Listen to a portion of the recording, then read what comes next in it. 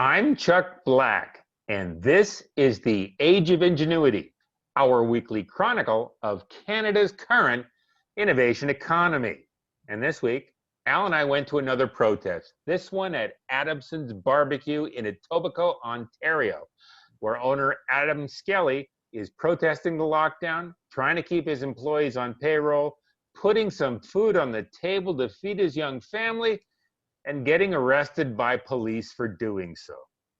And I'm Alan Calder, and this is Seminole. We're no longer just talking about silly people wearing or not wearing a goddamn mask. We're finally talking about the important stuff. Business owners and families overruling stupid legislation to preserve a little independence from those bastards in government who think we're no good for anything but sitting on the couch eating potato chips and watching TV. But before we get started, I want you to remember to like, to comment, to share, and to subscribe to support this vidcast on Patreon and PayPal. And with that said and done, here are the stories we're currently tracking. And our first story tonight is the story about what we did today. Adamson's Barbecue in Etobocoke is in lockdown. And we're going to start with the November 26, 2020 Toronto Sun Post live updates. Adamson Barbecue owner put in handcuffs, forgive me for that. And that story says Adamson Barbecue owner Adam Skelly, who had been refusing to follow a provincial lockdown order, has been arrested after officials locked him out of his restaurant Thursday. Now, Skelly had told the Sun that police told him that if he messed with the door that has had its lock changed early in the morning, the police did that, he would be charged with obstruction of justice. So he was taken away in handcuffs. And this is the third day the restaurant opened in defiance of provincial lockdown regulations and the third day of protest. And the article goes on to note that 3 people have been charged by police, and we noted when we were on site that 2 protesters have promised to bring assault charges against 2 of the police officers. And there were more than 2 police officers there, 80 or more police officers, a dozen horses, 100 squad cars were involved in the action. This is a lot of officers needing to close just one store. If 4 or 5 stores were open in the neighborhood, it would have overtaxed the ability of the local forces to control. This is basically the 20-minute period starting from the door opened and people were trying to break into Adamson's, and it ends with mounted units coming in to break up the crowds and recontrol the environment for police. You see Menzies' hat in there in the center of the crowd? Hey, what? See David Menzies' hat there? Yeah, it's David Menzies. I was right behind him. Oh, wow. Standing then right behind him in the crowd over there. Okay.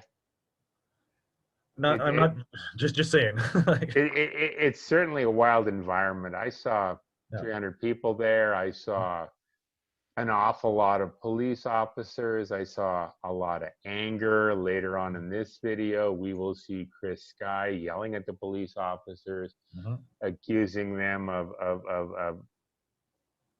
I don't know, essentially acting against their oath of office. Yeah. It certainly was an interesting morning. We see police officers in there talking into their cell phones. It was a wonder of 2020. Everybody in a protest has a cell phone to record what's going on. I agree. Now, just past this video, Chuck, if you were to turn right on the right side of the screen, that would be where the other door was. Yeah. I moved over to, as soon as this door popped open, and people if you watch the video I took, people started yelling, "Oh God, there's another door," and it just opened. So that's how people ran in. I ran and got a video of the people streaming from here to the other door, where they got in to it as well. We're actually going to see the other door in a few moments. Right. I'm going to go over there, and actually the door's open right now. Yes. You can see it in the distance. Yes, correct. So that's where the people were running in, and that's part of what really confused the police officers. What confused them, Chuck? I was saying right there. What confused them was when you could hear the door.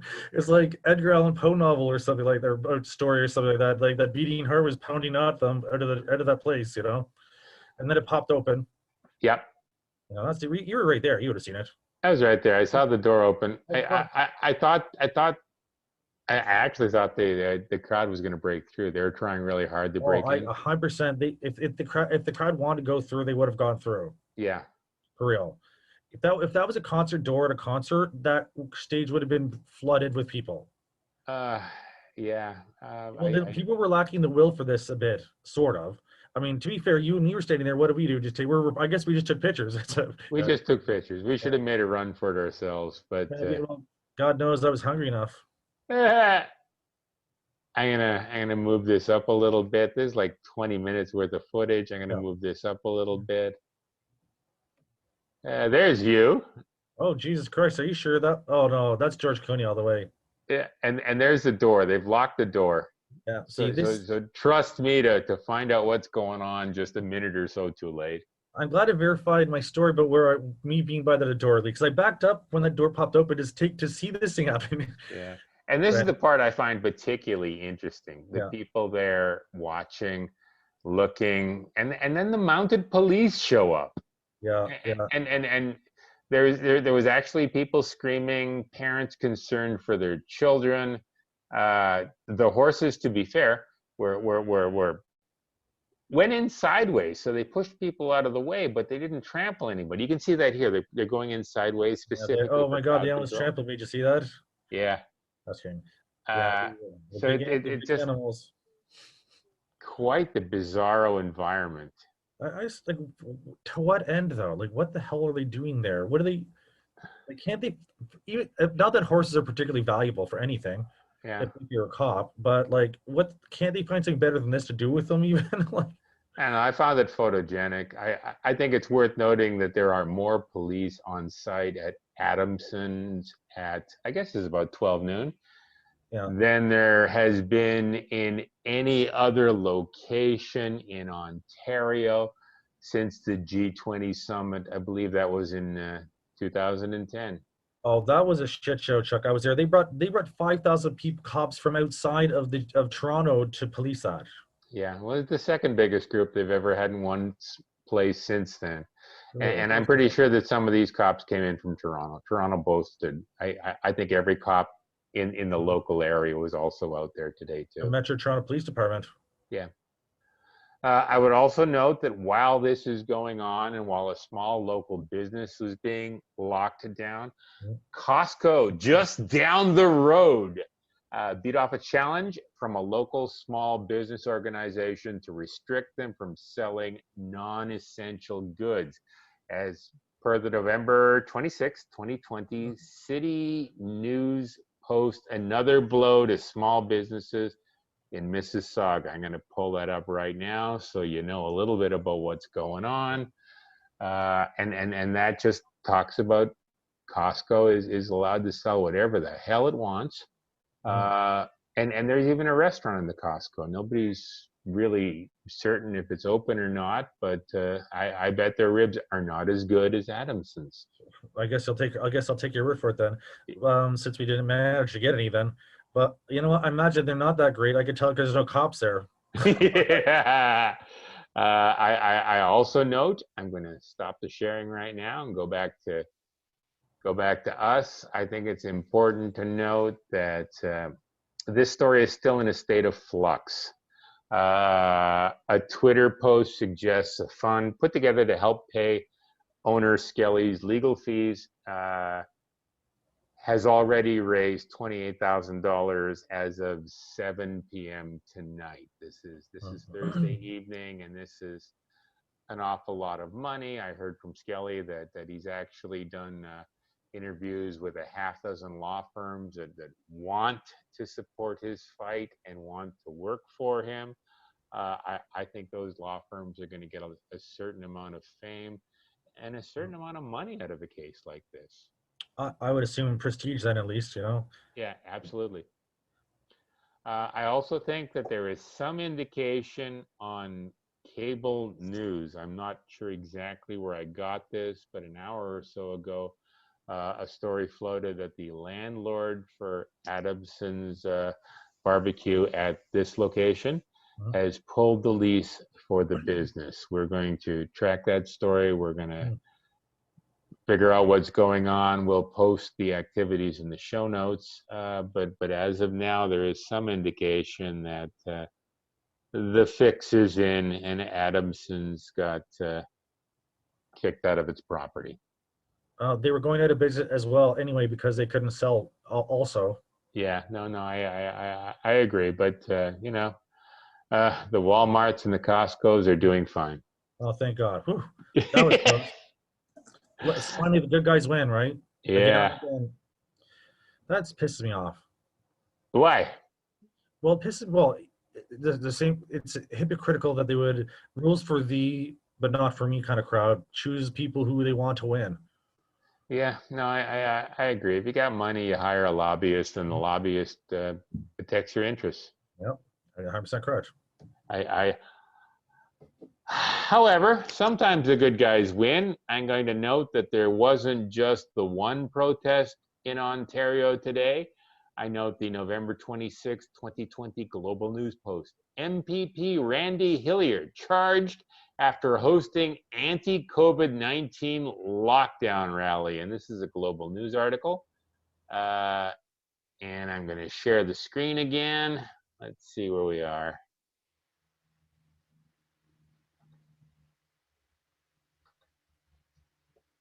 And a fun story. There's obviously more than 25 people there. And he's been charged under the Reopening Ontario Act, which is obviously not about reopening. After he organized an anti-COVID-19 lockdown rally outside Queen's Park Thursday morning. That's this morning. We're recording this on Thursday night. I find this to be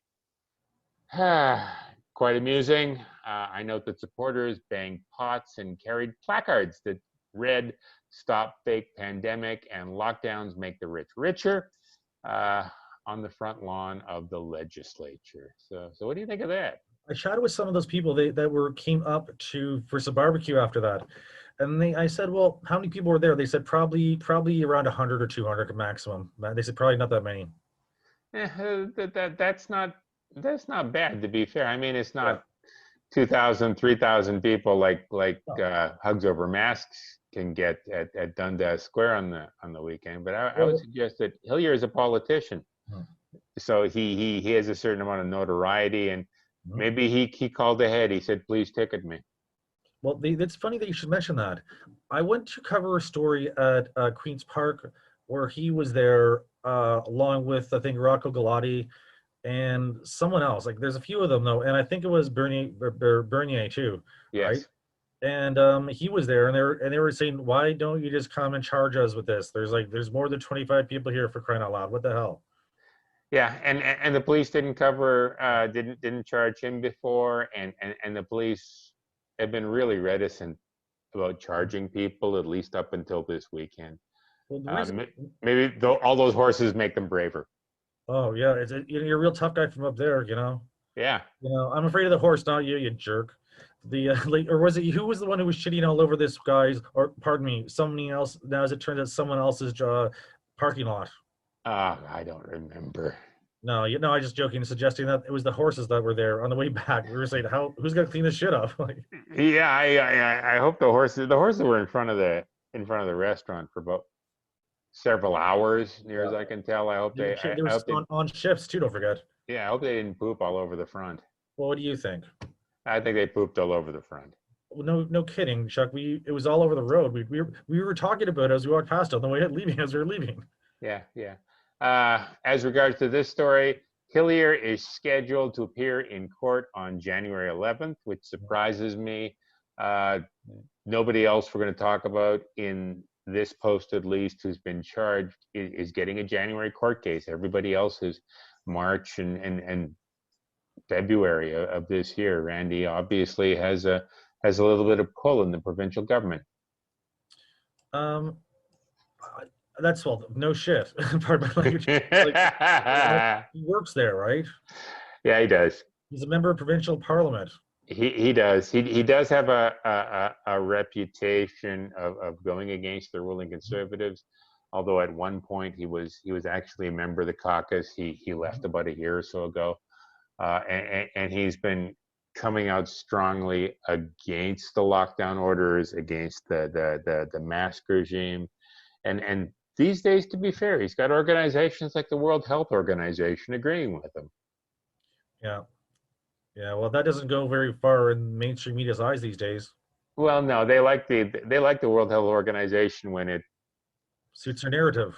yeah, I think that's exactly what it comes down to. I also think it's worth noting that there were more than one business open today in Toronto operating against lockdown orders. The first one is discussed in the October 26, 2020 City News Post. North York Indoor Golf Club ordered closed, and Scarborough Gym protests lockdowns. And that there we go. That's a City News piece that came out today. Mhm.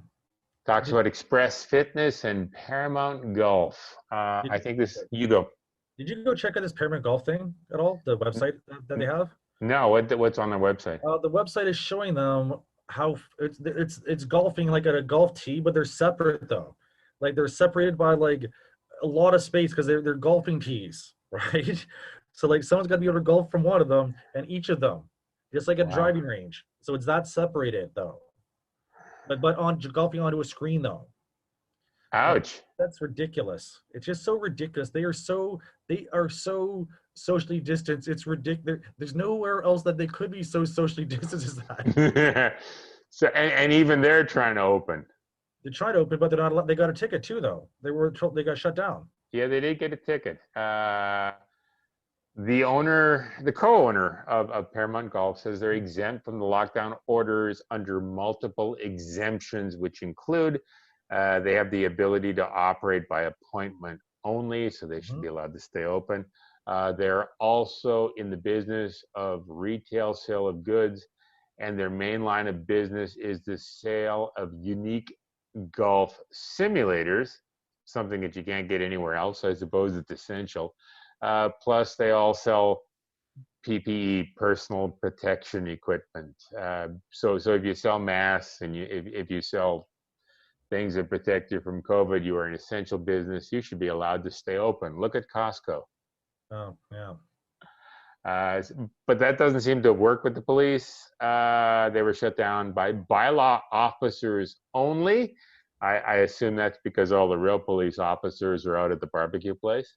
Yeah. Well, that's because, well, I was going to say because real police officers wouldn't waste their time with this. They prefer barbecue? I mean, yeah, I didn't think real police officers would waste their time shutting down a barbecue place. To be fair, Chuck, I golf. Why wasn't I there? Also note Express Fitness.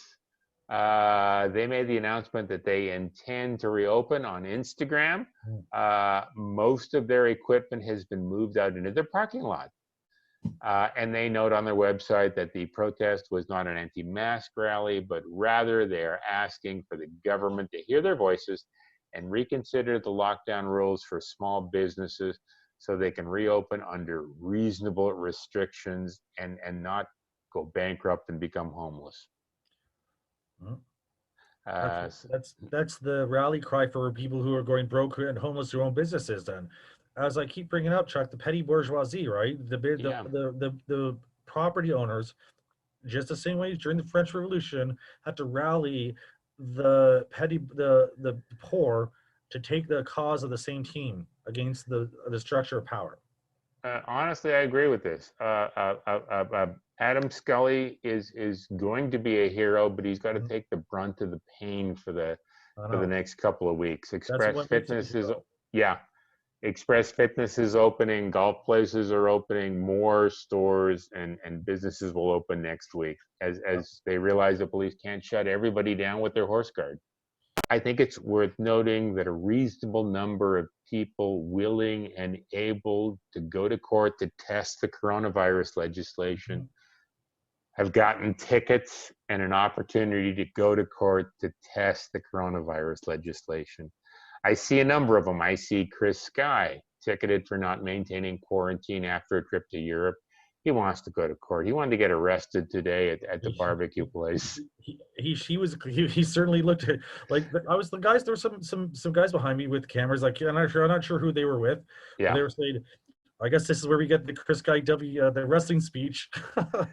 yeah, and he wasn't the only one. There was Anthony Gagliardi, who wasn't there today, but he was ticketed for reorganizing the Hamilton Hug over mask protest parade on November 8th. He's going to court in February. He wants to go to court. He's committed. He wants to fight the court. Adam Skelly and at least one guy and probably a second guy. I've seen videos showing that one unnamed, really large, burly gentleman got into a fight with, like, do you know? So are you saying like when so then the cops had Adam they're taking him away. He was obviously custody then. So I'm like, so this big black guy, right? Yeah, that was him. Ran around and put his arms around him, and I'm like, fuck, man. I get it. It's like a good gesture then, but you're like, let's all get in here and stop it, kind of thing. But yeah, the police pounded him down, and he's one of the ones that got arrested. Yeah, he's the one that should have been arrested, to be honest. Yeah, and I'm told there was one more. I don't know who the third person who was arrested. Also told that two of the protesters said they intend to bring charges against two of the police officers for assault. Yeah. One for pushing, one perhaps for something more substantive. And then finally, I note that Randy Hillier has a ticket for today's Queen Park protest. These are 4 people, maybe a couple more, highly committed individuals who want to carry this through, and they want to see these stupid rules get thrown out by Canada's Supreme Court. What do you think about that?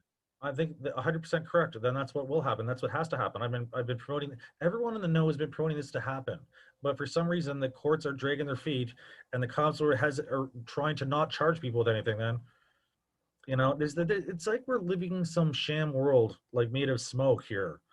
Like the whole thing is just waiting to fall over, and there's nothing. You walk through it. There's no one doing anything. And those are the stories that we're covering this week. As always, the articles that we've referenced are listed in the show notes. If you'd like to promote your event or your activity, or if you think you have insight into Canada's current innovation economy, then send us an email. I'm at chuck.black@protonmail.com. And we're currently on YouTube and BitChute, but we aren't breaking any speed records on the way to Brighteon later this week, Chuck. Now, remember to like, subscribe, and share and comment on our posts. But even better, if you like the content we do create, send some money to our Patreon and PayPal accounts. For the price of a cup of coffee a day, you can even help the Age of Ingenuity get the equipment that we just needed to make the 2 best men civilian news crew even better. I like that last part, and I'm trying to get on Brighteon, and that's all for this week. We'll be back next week with more stories covering our current Age of Ingenuity.